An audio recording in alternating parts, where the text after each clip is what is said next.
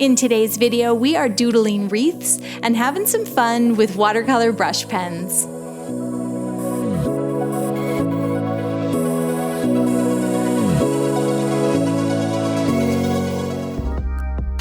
Welcome back, friends. My name is Shada, and today we're going to use watercolor brush pens to create these really sweet and simple illustrated wreaths.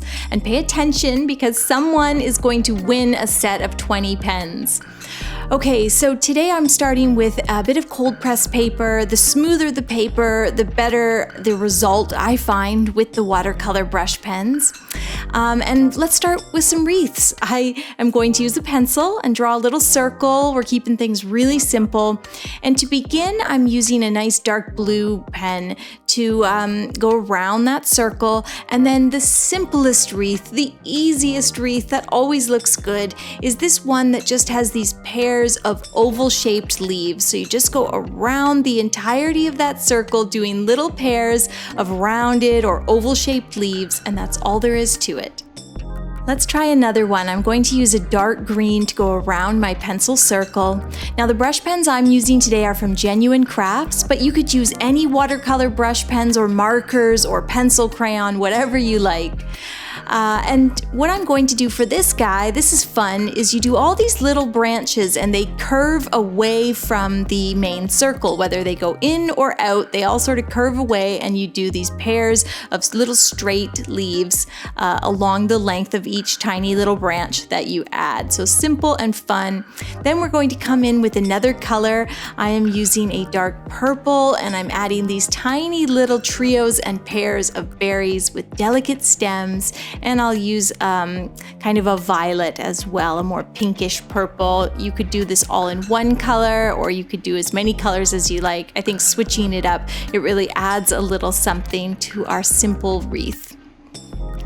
For the next one, we're going to start in pencil again, and I am drawing two circles, and they sort of overlap. This one's a bit more of an oval, and I'm going to round it in green. I've got this nice grass green, and I again am just doing those pairs of leaves. This one is a little bit smaller, a little more delicate, and I'll just make sure they all look about the same size.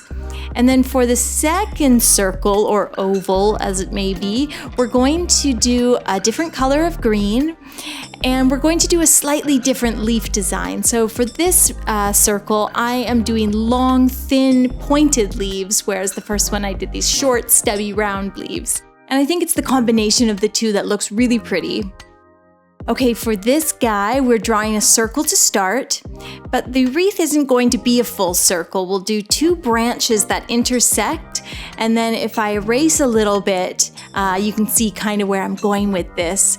Now we're going to grab two brush markers. I'm using a yellow and brown, and I'm going to do these light colored yellow flowers, just 4 petals, or maybe not even 4 petals, a little trio of petals, or a little heart shape if you want to do a really tiny flower or bud. It can be very, very loose and messy.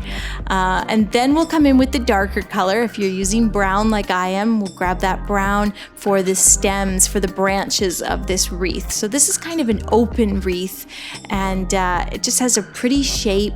We'll use little delicate thin brush strokes to join everything and create the form of the wreath, and then we'll use these brush markers and kind of pull them gently across the page to form the shape of leaves. Now the brush pens are really good because they perform like a pointed round brush. They are a synthetic pointed round brush, so if you've been practicing your watercolors, these pens are great because you just can kind of use the same brush strokes. And that's looking good, so let's move on and do one more together. I'll start with a circle as my guide, and then 2 intersecting lines around that circle form the shape of this open wreath or laurel. And I'm using a warm gray, and I just use the tip of that brush marker to do the thin, delicate branch, and then I add a little more pressure and pull that brush across the page to create leaves. Then I'll grab a another color. This time I'm using magenta. And for this one, I'm going to do some more flowers, but I'm just going to make them super tiny, almost messy. And I'll work with both the magenta and the gray and kind of go back and forth, adding more leaves and branches and stems, and just fill this laurel out to be this big burst of leaves and flowers, really. I want it to be super delicate, and that's pretty easy to achieve with these watercolor brush markers. You get a lot of control. So if you're kind of feeling sometimes with your paints like you lack that precision and control, brush markers are your friend. They really are so easy to use. Okay, so now that we're done those wreath illustrations, let's grab some clean water and a small paintbrush. I am using a number 0 pointed round synthetic brush, and I'm going to grab a little bit of clean water, and then we come over to the page and we're going to start rendering the watercolor brush marker. And that means just adding a little bit of water wherever you want and using the brush to kind of soften your illustration. You might blur some things slightly. You can move the paint around on the page once it's wet. You can work with it as much or as little as you like. For this first wreath, I'm just going all the way around, kind of softening all my edges. It'll give me a nice watery effect. And then for the second wreath, I'm going to do things a little differently. I did hit a few of the berries with a bit of water with just the tip of that brush, but for the most part with this one, I am just softening the green leaves. So that's a nice thing about brush markers, the watercolor brush markers, is that you can use them in combination. You don't have to render out every last thing. You could do a bit of both, and you can layer them, which we will do later on. So I am going to continue going here and rendering my watercolor markers. I would like to mention that you can win a set of 20 watercolor brush pens. To enter, all you have to do is subscribe to this channel and then comment below letting me know what you're working on right now. What are you painting? What are you crafting? I love to hear about it. And check the video description for the contest rules. Also, if you would like to purchase these for yourself, the brush pens are a great product. We also have the Amazon link listed in the description, and they really are a great price point.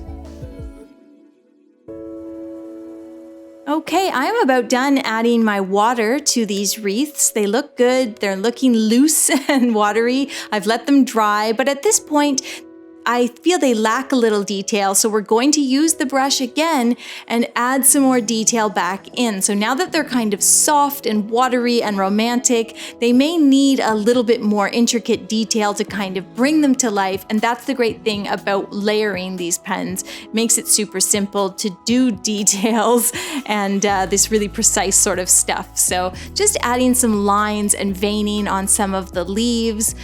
For this one, I'll do a bit of dotting and to darken each stamen and just make it look a little more detailed as well. And same thing over here, a few lines on the leaves, a few dots for the stamen in the center of each flower, and that's that, all done. I really enjoyed creating these wreaths with you.